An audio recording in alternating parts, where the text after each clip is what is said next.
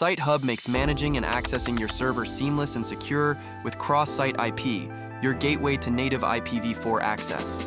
Configuring a WireGuard client for seamless access to your SiteHUB infrastructure begins with installing the WireGuard client. Once WireGuard has been installed, log into your SiteHUB client area and select WireGuard cross-site IP in the side menu.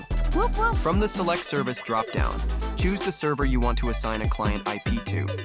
The system will automatically populate the VM cross-site IP.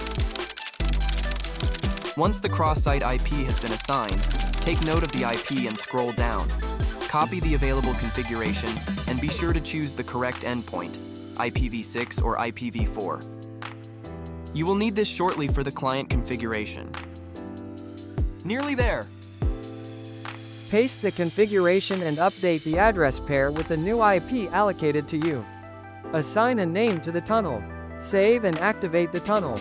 You should now see a handshake and traffic flowing.